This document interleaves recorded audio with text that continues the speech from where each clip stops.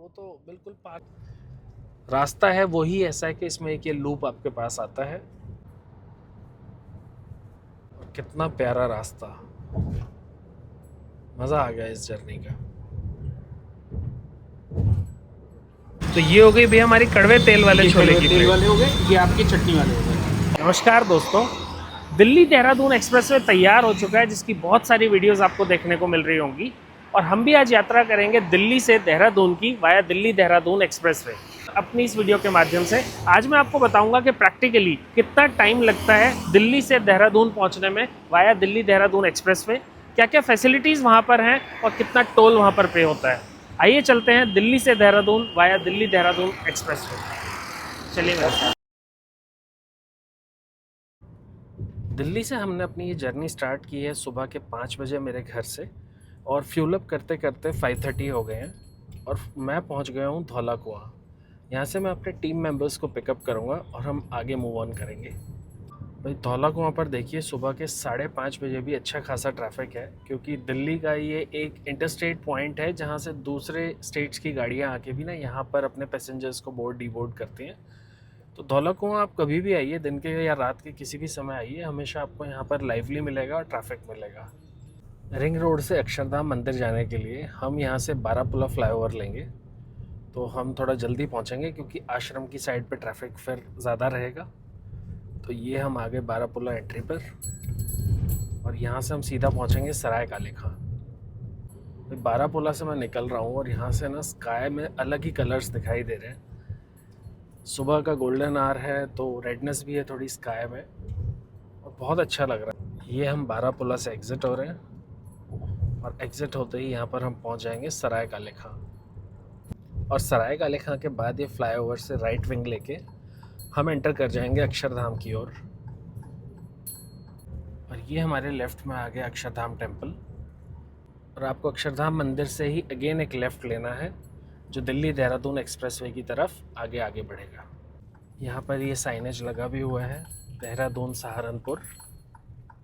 तो बहुत से लोगों को ना ये अभी कन्फ्यूजन है कि अक्षरधाम मंदिर के वहाँ कहाँ से देहरादून एक्सप्रेसवे स्टार्ट हो रहा है।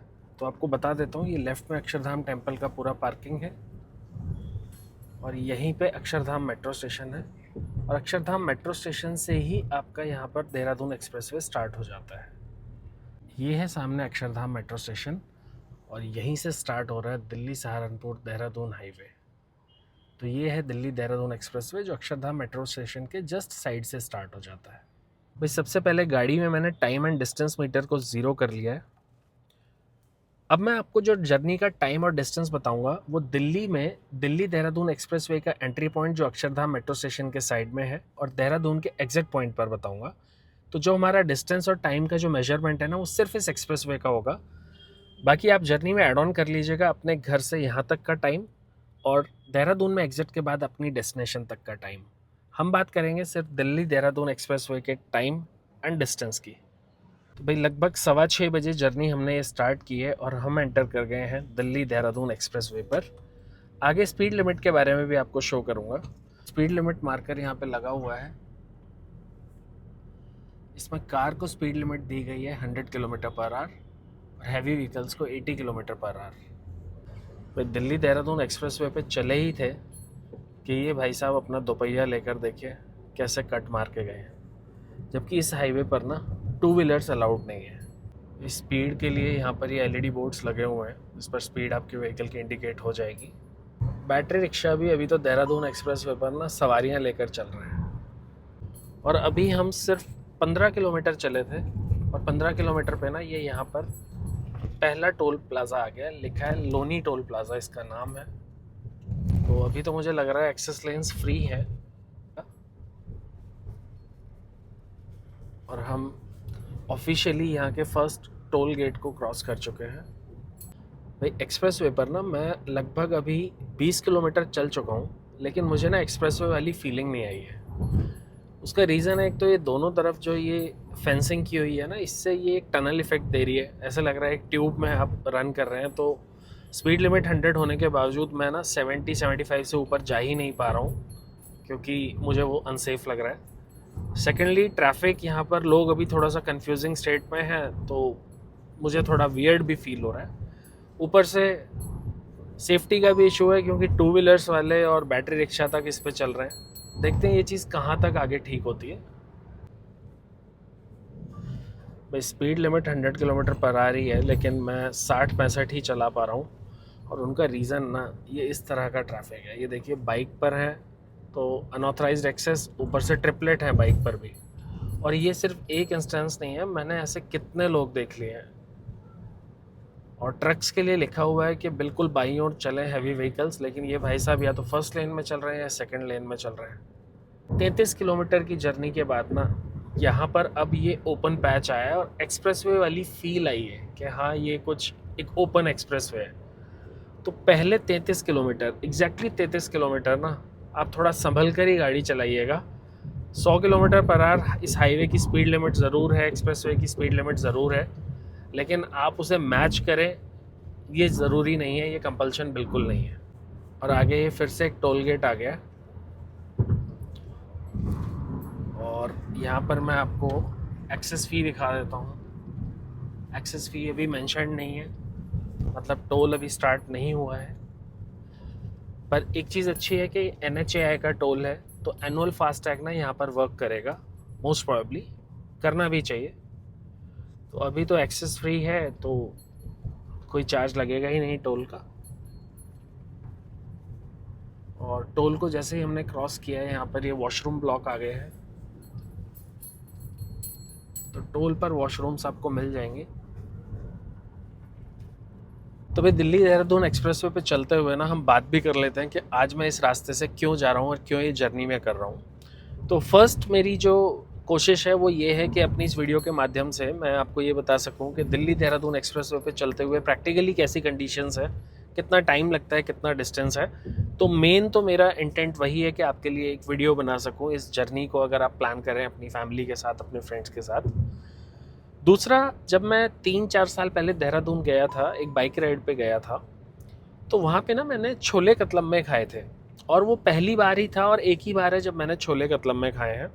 तब मैं ये फूड व्लॉग्स नहीं करता था, तो वो टेस्ट ना आज तक मेरे जहन में बैठा हुआ है। और उसके बाद जब मैंने फूड व्लॉगिंग स्टार्ट की और वीडियोस देखे देहरादून के, तो देखा कि छोले कतलम्मे को वहाँ पे बहुत पसंद किया जाता है। वहाँ की एक ट्रेडिशनल डिश वो बनी हुई है। और टाइम के साथ साथ बहुत सारे बिजनेसेस वहाँ पे आ गए, अब फूड कार्ट्स भी लगने लगी हैं। आपने देखा होगा चाचा मामा नाम से वहाँ पर बहुत सारी छोले कतलम्मे की कार्ट्स हैं जो वीडियोस में, रील्स में आपको देखने को मिली हैं। अब यहाँ पर मैं विनीत भैया की बात क्यों कर रहा हूँ, क्योंकि जब 4 साल पहले मैं गया था तो विनीत भैया की दुकान पर बैठकर, करणपुर में वो शॉप है, करणपुर एक जगह है सर्वे चौक के पास, हम गूगल पे डाल के वहाँ पहुँचेंगे, बाद में तो मैं सारी डिटेल्स आपको दूंगा। तो विनीत भैया ने बताया था कि ये उनका पारिवारिक काम है, बहुत पुराना काम है, और वो छोले कतलम्मे का नाश्ता वहाँ पर कराते हैं। और एक रेसिपी है जिसको उन्होंने होल्ड किया हुआ है, वो टाइम के साथ चेंज नहीं की गई है, इसलिए वहाँ के लोकल्स उन्हें बहुत प्यार करते हैं। उनकी कोई वीडियोस नहीं है, उनकी कोई रील्स नहीं बनी हुई हैं, लेकिन एक्चुअली जो वहाँ का लोकल होगा देहरादून का, जो टूरिस्ट नहीं है, जो वहाँ रहता है, वो छोले कतलम्मे करणपुर में जाके विनीत भैया के पास ही खाता है। ऐसा वहाँ पर मैंने फील भी किया था। और देखिए 4 साल 5 साल, मैं एग्जैक्टली टाइम मुझे याद नहीं है, मुझे हो गए हैं। और आज मैं जब दिल्ली देहरादून एक्सप्रेसवे बन गया है, तो मैंने विनीत भैया को अपने दिमाग में रखा है कि उनकी वीडियो ज़रूर बनाऊंगा जब मैं इस दिल्ली देहरादून एक्सप्रेसवे से ट्रैवल करूंगा। तो ट्रैवल वीडियो तो आपको मिलेगी ही मिलेगी, लेकिन साथ में विनीत भैया की शॉप पे पहुंच के ना उनके छोले कतलम्मे के स्वाद की बात ज़रूर करेंगे। मज़ा आ रहा है, जर्नी अब थोड़ी खुली खुली हुई है, लग रहा है कि मैं एक एक्सप्रेसवे पे ट्रैवल करता हूँ। आइए पहुँचते हैं देहरादून। Thank you. भाई 84 किलोमीटर्स के बाद ना ये दूसरी स्लिप लेन आई है, जो एक रेस्ट एरिया अभी यहाँ पर अंडर कंस्ट्रक्शन है उसकी ओर जाएगी। तो रेस्ट एंड रिफ्रेश एरिया ना अभी फंक्शनल नहीं है, तो आपको वॉशरूम भी जो आया, अभी एक ही ब्लॉक आया था, वो टोल की एंट्रेंस पे आया था। तो आप अपनी रिफ़्रेशमेंट अगर कुछ कैरी कर रहे हैं तो बेटर है। यहाँ पर अभी खाने पीने के लिए एट प्रेजेंट कोई भी सर्विस जो है अवेलेबल नहीं है, इस चीज़ का ध्यान रखिएगा। बाकी जर्नी अच्छी चल रही है, हाईवे खुल चुका है, दोनों तरफ खेत नज़र आ रहे हैं। तो वो जो टनल इफ़ेक्ट था ना, जिसने पहले 32-33 किलोमीटर तक बहुत परेशान किया, अब वो ठीक है। भाई 148 किलोमीटर की जर्नी अभी तक हो चुकी है देहरादून एक्सप्रेसवे पर, और ये फिर से एक टोल गेट आ गया है। और ये भी शायद अभी फंक्शनल नहीं है क्योंकि यहाँ पे कहीं भी लाइन वगैरह दिख नहीं रही है। अच्छी बात है, NHAI का है तो बाद में तो एडवांटेज होने वाली है कि आपका एनुअल फास्टैग इस पर काम करेगा। तो यहाँ पर भी अभी एक्सेस फ्री है। और जैसे ही आप टोल को क्रॉस करते हैं अगेन ये वॉशरूम ब्लॉक्स आते हैं। तो अगर आपको एक नेचर्स कॉल को अटेंड करने की ज़रूरत है तो आप यहाँ पे रुक सकते हैं। देखिए काफ़ी सारी गाड़ियाँ रुकी हुई हैं, अदरवाइज़ आप आगे चलते रहिए। सो फार सो गुड। भाई एक चीज़ मैं बताना थोड़ा ज़रूरी समझता हूँ आप सब लोगों की सेफ्टी के लिए, कि अभी तक मैंने 148 किलोमीटर की जर्नी में ना कम से कम 200 स्ट्रे को रोड पे मरे हुए देख लिया है, जो किसी न किसी व्हीकल से टकरा के अपनी जान दे चुके हैं। उनका फ्लैश, उनका ब्लड पूरे हाईवे पे जगह जगह पैचेस में बिखरा हुआ है, या कहीं पे वो साइड में पड़े हैं। देख के बहुत बुरा लग रहा है।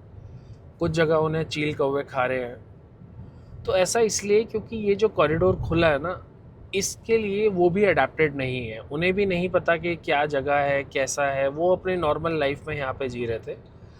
तो यहाँ पर एक वाइल्ड लाइफ कॉरिडोर बनाया गया है जिससे वाइल्ड लाइफ को एक इजी एक्सेस मिले। लेकिन जो बाकी रास्ता है ना, ये गाँव में खेतों से होके निकल रहा है। तो जो यहाँ का जो स्ट्रे है, जिसमें जनरली तो डॉग्स हैं या पिग्स भी थे बहुत सारे, और कुछ नील गाय भी हैं, तो वो अचानक से हड़बड़ाहट में आपके व्हीकल के आगे आ जाते हैं, जिससे उनकी तो जान जाती ही जाती है, लेकिन आपकी भी सेफ्टी बहुत ज़्यादा थ्रेट की फॉर्म में आपके सामने आती है। आपकी गाड़ी में नुकसान हो सकता है, आपकी गाड़ी अनबैलेंस हो सकती है, साइड में टकरा सकती है।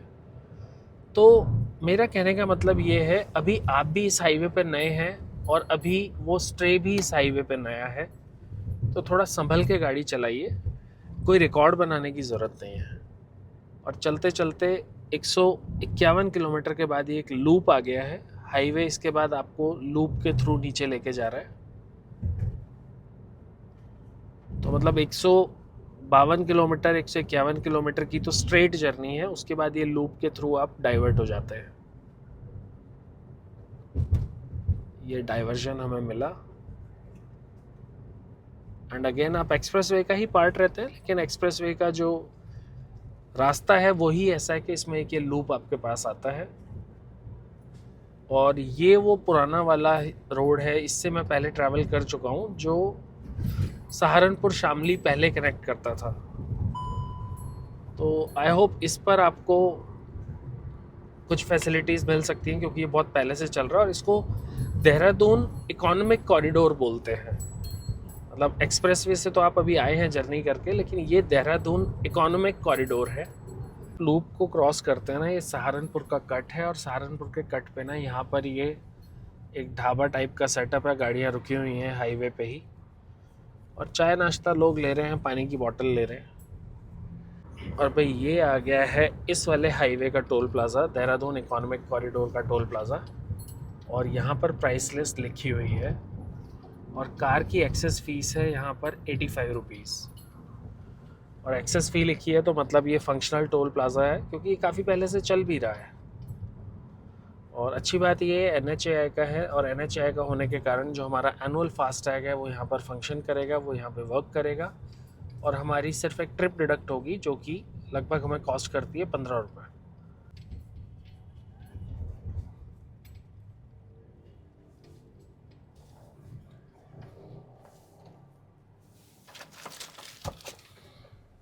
ये हमने टोल क्रॉस कर लिया, और यहाँ से अब आगे देहरादून की ओर बढ़ते हुए।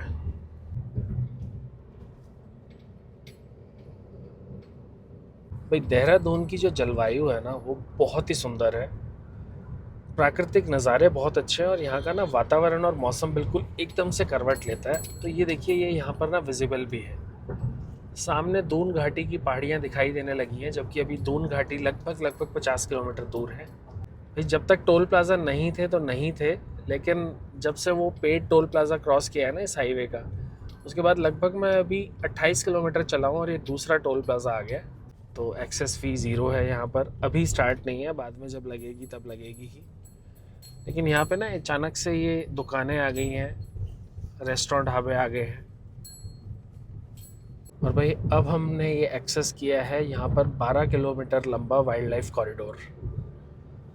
12 किलोमीटर इसकी लेंथ है, जिसका साइनेज आपको चलते हुए दिखता है और उसके बाद आप इसको एक्सेस करते हैं। और वाइल्ड लाइफ को बिल्कुल भी उनकी लाइफ हैम्पर ना हो, उनका रूटीन हैम्पर ना हो, इसलिए ना इसको अलग से बनाया गया है कि वाइल्ड लाइफ और ट्रैफिक दोनों किसी भी पॉइंट पे एक दूसरे के आमने सामने ना आए या इंटरसेक्ट ना करें। दून की पहाड़ियाँ यहाँ से दिख ही रही हैं, देखिए सामने, हालांकि काफ़ी दूर है अभी। और ये वाइल्ड लाइफ कॉरिडोर को हम क्रॉस कर रहे हैं। बहुत ही सुंदर, देखिए जगह जगह बोर्ड लगे हुए आ रहे हैं वाइल्ड लाइफ एरिया। और पता नहीं लग रहा, लेकिन एक्चुअल में एक फ्लाईओवर है जो ऊपर से जा रहा है, वाइल्ड लाइफ ग्राउंड लेवल पे है। बहुत ही सही। और एक चीज़ और है भाई, जब आप इस वाइल्ड लाइफ कॉरिडोर में चले ना, तो यहाँ हॉर्न ना बजाएं, क्योंकि हॉर्न भी वाइल्ड लाइफ के लिए एक डिस्टर्बेंस ही है। शांति से निकलते जाइए। और भाई वाइल्ड लाइफ कॉरिडोर पे चलते हुए जब आप इस फ्लाईओवर को एक्सेस करते हैं ना, तो साइड में ये जो रेलिंग लगी हुई है, ये नॉइस बैरियर का भी काम करती है वाइल्ड लाइफ के लिए। ये साउंड बैरियर ही है। तो वैसे तो लोग जनरली यहाँ शांति से निकल रहे हैं, लेकिन फिर भी एक दो हैं जो हॉर्न बजा रहे हैं बिना बात के। वो आदत हो जाती है लोगों की। ये देखिए, डू नॉट फीड मंकीज। ये देखिए, ये हॉर्न बजा रहा है। क्यों, क्या ज़रूरत है और किस तरह से वो गाड़ी चला रहे हैं। पर क्या करें, ऐसे लोगों के बीच ही रहना पड़ता है। इतनी स्मूथ जर्नी चल रही है, कोई ओवर स्पीड करने की ज़रूरत नहीं है, कोई हॉर्न बजाने की ज़रूरत नहीं है। और आपकी रिस्पॉन्सिबिलिटी भी है कि जब आप किसी सेंसिटिव एरिया से क्रॉस कर रहे हैं, किसी स्कूल के पास से, किसी हॉस्पिटल के पास से, या इस तरह जंगल के बीच में से, तो आप थोड़ा सा नियमों को उनके लिए सेंसिटिवली फॉलो करें। हॉस्पिटल में एक पेशेंट परेशान हो सकता है आपकी हॉन्किंग से, स्कूल्स के बच्चे डिस्टर्ब हो सकते हैं, और यहाँ पर तो वाइल्ड लाइफ है। उन वन्य जीवों ने जो कभी इस तरह की आवाज़ें सुनी ही नहीं, उनको आप ज़बरदस्ती डिस्टर्ब कर रहे हैं। ना करें ऐसा।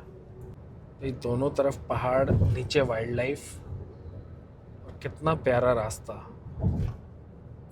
मज़ा आ गया इस जर्नी का, बहुत ही सुंदर। भाई उत्तराखंड लिखी हुई है टनल अब हमारा स्वागत करने के लिए तैयार। बहुत ही सुंदर। ये हम आ गए टनल के अंदर।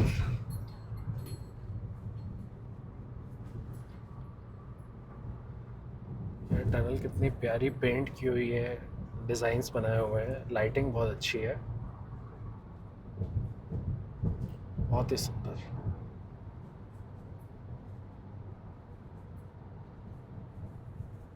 और देखिए देहरादून 15 किलोमीटर है यहाँ से, लेकिन हरियाली देखिए यार यहाँ की। हाईवे के दोनों तरफ घना जंगल है, हरियाली है, पहाड़ है, मतलब बिल्कुल ही यहाँ पे अलग ही आबो हवा है। बहुत ही सुंदर। और हाईवे फिर से ओपन पैच हो गया। यहाँ से पाउंटा साहिब का रास्ता है, देहरादून सीधा, और ऋषिकेश आप यहाँ से जा सकते हैं। Very nice.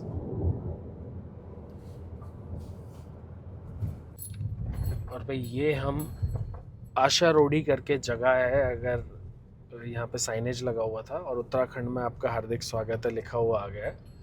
तो कायदे से हम देहरादून में पहुँच गए हैं, और हमें सही में 2.5 घंटा लगा है। अभी 8:49 हुए हैं। मैंने कोई स्टॉपेज नहीं लिया है, और स्पीड लिमिट कहीं पे भी एक्सीड नहीं की, रादर 10-15 पॉइंट में कम पे ही चला हूँ। जितनी भी जगह मुझे स्पीड कम रखनी थी मैंने कम भी की, ओवर स्पीडिंग कहीं नहीं की, और उसके बावजूद मैं बहुत आसानी से 2.5 घंटे में देहरादून पहुँच गया हूँ। तो आप प्रैक्टिकली 2.5 घंटे में ही पहुँच रहे हैं, तो कोई रिकॉर्ड बनाने की कोशिश ना करें। थोड़ा टाइम ज़्यादा भी लग जाए तो कोई बात नहीं, जर्नी बहुत ही सुंदर रही, बहुत ही बढ़िया रही देहरादून तक। और अब हम चलते हैं अपनी आगे डेस्टिनेशन की तरफ। तो अगर वीडियो का आउटकम मैं बोलूँ तो हाँ, 2.5 घंटे में दिल्ली से देहरादून पॉसिबल है, बहुत आसानी से, बिना किसी हसल के। और अब हम चलते हैं करणपुर में विनीत भैया के पास छोले कतलम में खाने। आइए आगे बढ़ते हैं। सामने है देहरादून का सर्वे चौक, और सर्वे चौक के पास ही है करणपुर पुलिस चौकी। और करणपुर पुलिस चौकी के साथ में ही ये रोड अंदर जाती है। लक्ष्मी नारायण मंदिर इस गली का लैंडमार्क है, और लक्ष्मी नारायण मंदिर के पास ही है विनीत भैया की दुकान। ये हम पहुंच गए हैं लक्ष्मी नारायण मंदिर करणपुर में, और ये चौकी से कोई 100 मीटर अंदर था। और मंदिर के बिल्कुल सामने ही है यहाँ पर विनीत भैया की दुकान। दुकान का नाम है विक्की चाट भंडार। भाई विनीत भैया के पास हम पहुंच गए हैं, और भैया यहाँ पर बिजी हैं कतलम्बे लगाने में। भैया जी जय माता दी। जय माता की सर, जय माता की। कैसे हैं विनीत भैया आप? बहुत बढ़िया, आप बताइए कैसे? बिल्कुल बढ़िया भैया, बिल्कुल बढ़िया। भाई आते ही मुलाकात हो गई, और मुलाकात करते ही ना दिल खुश हो गया। विनीत भैया ऐसे इंसान है। विनीत भैया आपको पता है 4 साल पहले का आपका स्वाद ना आज मुझे आपके पास खींच के लाया है। तो विनीत भैया सबसे पहले तो दुकान की शुरुआत बताओ कितनी पुरानी है? सर ये लगभग कोई 44 इयर्स है जी। हाँ जी, 84 में पापा ने जो है स्टार्ट करी थी इसको। अब जो है हम सेकंड जनरेशन चल रहे हैं जी। अब जो है मैं रन करता हूँ, तो मेरा छोटा वाला भाई है, वो दोनों रन करता हूँ। बहुत ही बढ़िया। और विनीत भैया ये कतलम्बे होते क्या हैं? सर ये कतलम्बा पाकिस्तानी आइटम है जी। ठीक है। तो ये मैदे से बनता है, और इसमें लेयर बनाई जाती है, जैसे लच्छे पराठे की लेयर बनती है ना, ऐसी इसमें लेयर बनाई जाती है। जी, ये आप लेयर्स ही बना रहे हैं? जी जी जी। सर ये पाकिस्तान से जब विभाजन हुआ था, तो तब जो पाकिस्तान के लोग आए थे उन्होंने स्टार्ट करी थी। जी हाँ भाई विनीत भैया की शॉप पे यहाँ पर देखिए अंदर सिटिंग स्पेस भी बनाया हुआ है। क्या बढ़िया रंगत आ रही है कतलम्बे पे। और भैया सूखे छोले के साथ देंगे या ग्रेवी वाले छोले? सर ग्रेवी वाले होते हैं इसके साथ में। जी। और ये चाकू चला दिया भैया ने, पीस करके ही दिया जाता है। जी जी। ये आगे चांदी की प्लेट, उसमें डाला प्याज। भाई ये देखिए क्या रंगत है छोले पे। भैया है ये छोले, लेकिन रंगत राजमा वाली है। बिल्कुल। तेल वाले छोले होते हैं सर, प्याज टमाटर हरी मिर्च वगैरह डाल के बनते हैं वो। जी। ऊपर से जो है उसमें कच्चा तेल डलता है सरसों का। हाँ बहुत टेस्टी होता है। तो वो कच्चा तेल की क्या कहानी है? सर कच्चा तेल वही है जो पाकिस्तान के लोग थे, वो ज़्यादा सरसों का तेल ज़्यादा वो करते थे जी, खाना पसंद करते थे, तो बस उन्हीं की ये आइटम है, वो तभी से चलती हुई आ रही है। तो हेल्दी वर्जन ही रहता है, ऐसा नहीं कि कच्चा तेल है तो नहीं, कोई नहीं, नहीं, ऐसा कुछ नहीं है, सब कुछ बढ़िया होता है। क्या छोले तो बात है। अपने में वैसे ही प्रोटीन बहुत होता है उसमें। जी। हाँ तो विनीत भैया आपको डिस्टर्ब तो करता रहूँगा, लेकिन ये अपने मेन काउंटर पे ले आइए और बता दीजिए यहाँ पे सबसे पहले तो ये पोटली, ये तिजोरी किस चीज़ की है? ये मसाले हमारी कम से कम 30 साल पुरानी है हमारी। 30 साल पुरानी भैया, दिख भी रही है। ये हाथों से चम्मच के इनसे ना घिस गई है, वो कहता है ना सिल पर पड़त निशान, वो वाली बात हो रही है। और भाई छोले भैया ने इस पत्तों से ढक के रखे हुए हैं। ये भैया मालू का पत्ता है? मालू का पत्ता है जी। तो विनीत भैया लगाइए एक प्लेट, तो पहले छोले लगाइए जिसमें बिना तेल के रहेगा, और एक प्लेट लगाइए तेल के साथ। ठीक है। ये मैं आपके पहले चटनी वाले छोले बना रहा हूँ जी। ये चाट मसाला, ये नमक, ये गरम मसाला, ये मिर्च, इसके अंदर नींबू का रस वगैरह सब कुछ डाला हुआ है। जी। ये आपका तो ये वाला पत्ता होगा चटनी वाला। जी। अब भाई हमारा कड़वे तेल का पत्ता तैयार होने जा रहा है। छोले लिए सबसे पहले, लाल मिर्च, गरम मसाला, नमक, हल्का सा मसाला, और ये आ गया ऊपर से कड़वा तेल। सरसों का तेल है भैया जिसको कड़वा तेल कड़वा तेल बोलते हैं। जी। तो ये हो गई भैया हमारी कड़वे तेल वाले छोले की तेल प्लेट। वाले हो गए, ये आपके चटनी वाले हो गए। और विनीत भैया यहाँ इनको ऐसे ही खाया जाता है, ऐसे करें। और इसके ये घर साथ ले जाके आप चाहे पराठों के साथ खा लो, और अगर बनाना चाहो तो बिरयानी भी बन जाती है इसकी। क्या बात है। तेल वाले छोलों की बिरयानी भी बन जाती है। ये सबसे पहले मैं छोले खाऊंगा और उसके बाद ना कतलम्बे ट्राई करते हैं। जी भाई ये आ गए हैं हमारे विक्की चाट भंडार के, हमारे विनीत भैया के देहरादून के स्पेशल छोले। पत्ते में सर्व किए गए हैं, और 2 तरह के मैंने लिए हैं। एक ये सिर्फ नॉर्मल मसाले के साथ, एक ये कड़वे छोले जिसमें सरसों का कच्चा तेल डाला गया है। सबसे पहले इसी की बाइट लेते हैं। तो छोले में भैया ने प्याज डाली है, टमाटर डाले हैं, and has the bite. Super. क्या सिंपल सी चीज़ है छोले, लेकिन ये इतनी फ्लेवरफुल हो सकती है कभी मैंने सोचा भी नहीं था। जो छोले हैं ना भैया ने बहुत सॉफ्ट उबाले हैं, ताकि वो जैसे ही आप उसको ज़बान पे रखें ना वो एकदम से मैश हो जाए। मसाले बहुत बैलेंस डाले गए हैं। छोले उबालने में ही नींबू का यूज़ हुआ है, और नींबू भी शायद गग्गल नींबू यूज़ किया गया होगा, क्योंकि जो खटास है ना वो अलग तरह की है, बहुत ही प्लीजिंग सी खटास इसमें आई है। टमाटर प्याज डाल के जो ये सैलड बनाया गया है, इसमें डाल के उन्होंने फ्लेवर्स इन्फ्यूज़ करके, यार ये ज़बरदस्त छोले का पत्ता है। और यहाँ तो मैं इसे ऐसे ही खा रहा हूँ क्योंकि छोले देहरादून में ऐसे ही खाए जाते हैं, लेकिन अगर आप इन्हें घर ले जाए तो अपनी पसंद से टीम अप कर सकते हैं, रोटी के साथ, पराठे के साथ, या फिर चावल के साथ। सुपर। अब आते हैं इन कड़वे छोले पे। भाई छोले सेम ही थे, सेम प्रोसेस था, बट ऊपर से ना इस पर कच्चा सरसों का तेल डाला गया है। 4 साल पहले ना मैंने छोले खाए थे, इनके स्वाद से मैं रूबरू हूँ, और आपको दिखाने के लिए ना ये चीज़ दोबारा से मैं यहाँ आया हूँ शूट करने, क्योंकि ऐसी चीज़ ना मुझे उसके बाद कभी दोबारा खाने को नहीं मिली। And has the bite.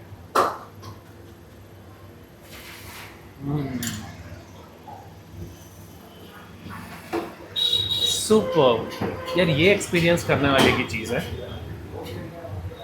कड़वाहट का भी ना एक अपना मज़ा है। बहुत कम चीज़ें ऐसी होती हैं जो कड़वी होती हैं, लेकिन आपके पैलेट पे जाके वो आपको बहुत प्लेजर देती हैं। ये छोले ना उसी चीज़ का एग्जाम्पल है। मसाले सब चीज़ें सेम गई हैं, छोले का स्वाद वही है, लेकिन कच्चा तेल ऊपर डालने की वजह से जो इसमें फ्लेवर उभरा है, तो इसमें कड़वाहट उभरी है ना, वो ज़बरदस्त है। और कड़वाहट वर्ड ना शायद मिसअंडरस्टूड कर लिया गया है तलकाहट से। तेल की तलकाहट होती है, लेकिन सरसों के तेल को बहुत लोग कड़वा तेल बोलते हैं, तो शायद इसलिए कड़वाहट वर्ड इससे जुड़ गया है। लेकिन ये छोले भाई ऐसी चीज़ है ना, अच्छा है कि ये सब जगह नहीं मिलते, वरना लोग ना इसकी रेसिपी को ब्रेक कर देते। बेहतरीन रेसिपी भैया ने होल्ड की हुई है, और ये वो चीज़ है ना, जब आप देहरादून आए ना, कि आपको मिस नहीं करनी है। विनीत भैया की शॉप पे आके खाइएगा ज़रूर, आपकी मेमोरीज़ में बस जाएगा, जैसे मेरी मेमोरीज़ में बसा हुआ था। हम इसे फिनिश करते हैं और उसके बाद अपने कतलम्बे लगवा। भाई ये आ गए हैं कतलम्बे, और ये देखिए ये लेयर्स हैं अंदर, लच्छे पराठे की तरह। ये देखिए पूरा जाल खुल रहा है। इसकी एक बाइट लेते हैं यार।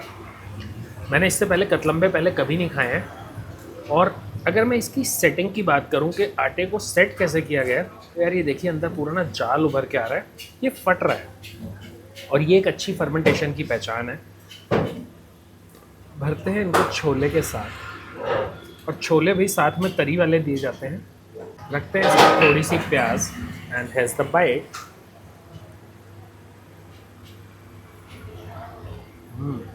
यार दूसरे मुल्क की किसी चीज़ को अपने देश में उसी स्टैंडर्ड के साथ सर्व करना किसे कहते हैं ना, ये मुझे कतलम्बे खा के पता चला है।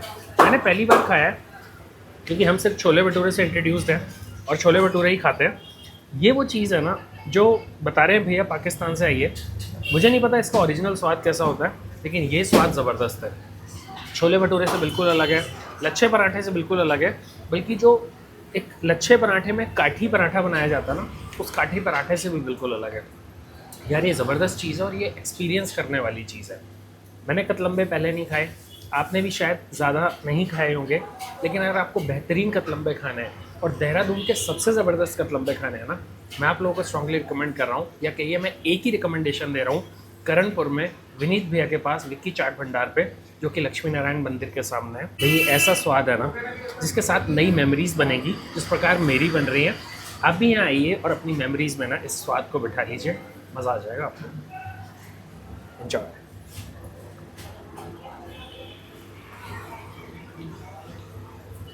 सुपर।